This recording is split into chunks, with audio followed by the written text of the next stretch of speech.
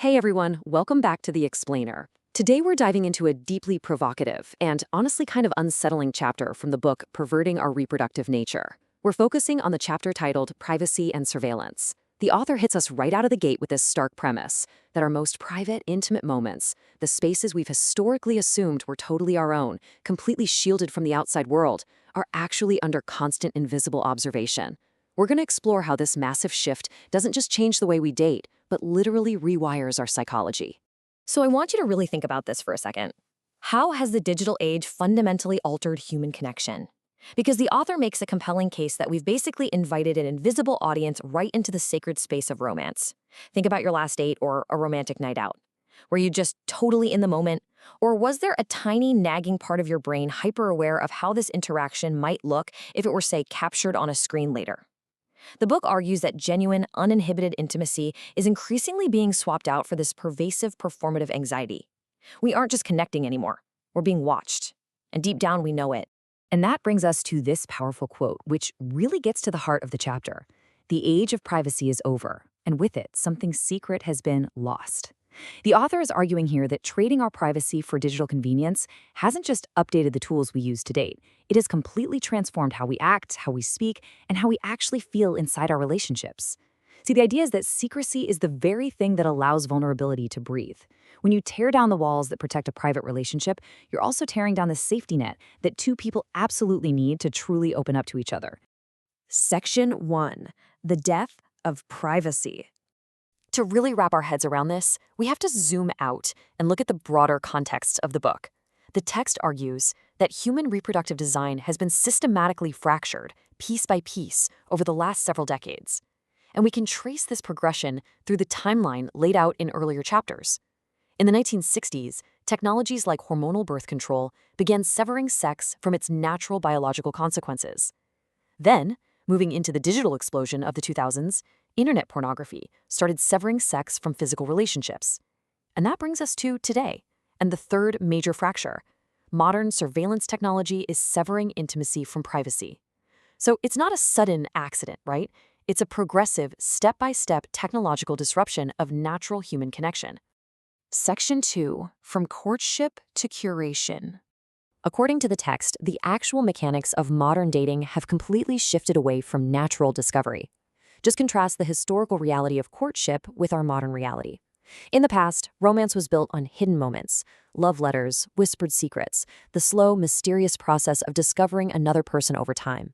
But today, the author points out that romance is built on search history, metadata, and algorithmic matching. Instead of catching someone's eye across a crowded room and slowly getting to know them, we're basically running comprehensive background checks before we even say hello. We're digging through digital footprints and swiping through preloaded profiles. So here is the crucial takeaway. This is no longer courtship. It's curation. We aren't discovering someone naturally anymore, with all the messy, beautiful surprises that come with spontaneous human interaction.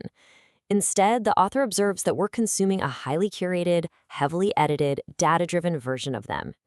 The text uses a really great example here. If you already know someone's favorite books, their political views, and their go-to vacation spots before you've even heard their voice, well, the serendipity of discovery is just gone. That mystery that once made falling in love so thrilling is rapidly vanishing into the cloud. Section 3. Algorithms shaping our desires. And the sheer level of detail these platforms capture is honestly staggering.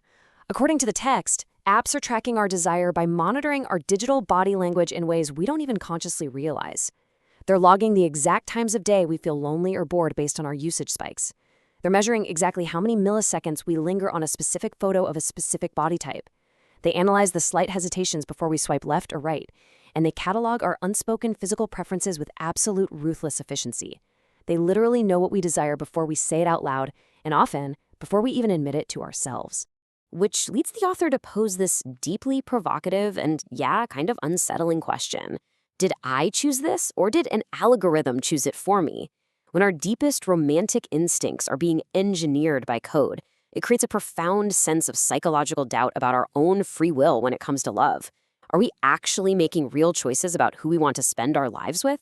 Or are we just mindlessly following a digital breadcrumb trail that was explicitly designed by engineers to keep our eyeballs glued to a screen?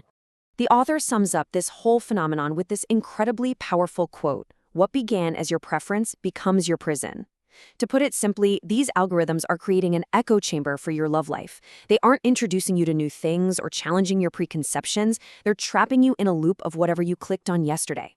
The argument here is that algorithms don't just reflect what we want, they actively shape and confine what we desire.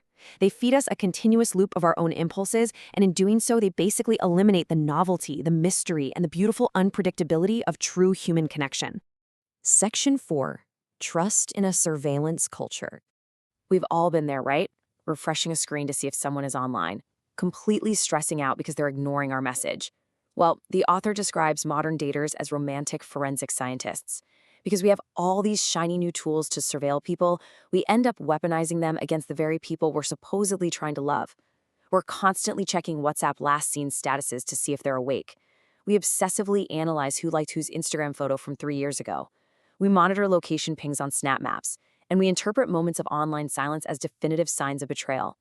We're just constantly dissecting our partner's behavior, which breeds intense anxiety instead of actually building trust. But the author counters that whole surveillance culture with this punchy thesis. Intimacy isn't about access, it's about permission. And this is such a crucial reminder.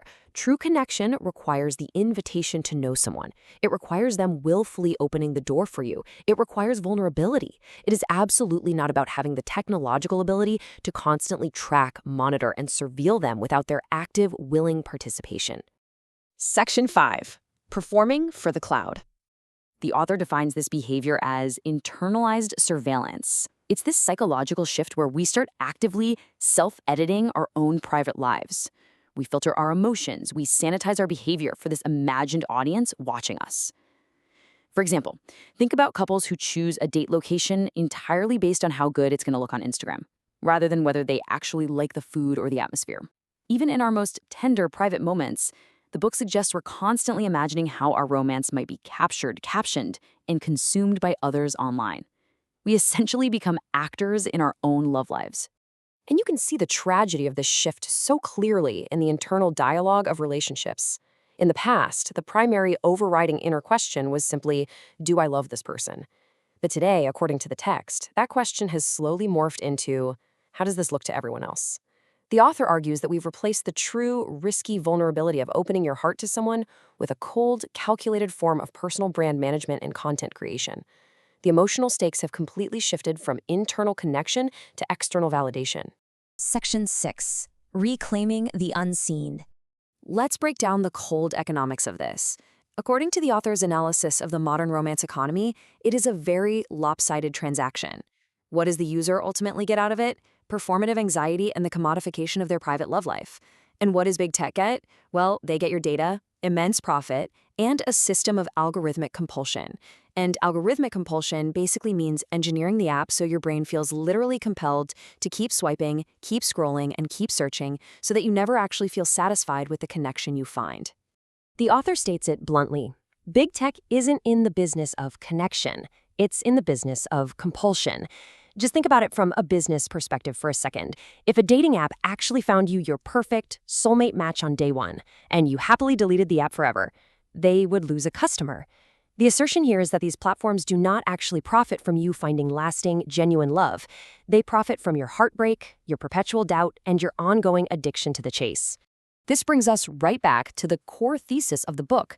By digitizing intimacy, we aren't just changing modern dating, we are fundamentally perverting our evolutionary reproductive nature. We are replacing natural human bonding with synthetic digital surveillance. So the author leaves us with this final provocative thought to ponder as we wrap up this explainer. How will you reclaim what is unseen and protect what doesn't belong to the cloud? The book suggests that the only way to find true, authentic connection in this digital age is to recognize the absolute necessity of returning to secrecy, sacredness, and silence. It's a heavy, fascinating perspective on how our modern world shapes our most ancient instincts. If you want to explore these ideas further and support the author's work, you can discover more at the interactive companion site, pervertingourreproductivenature.com. Thank you so much for joining me today.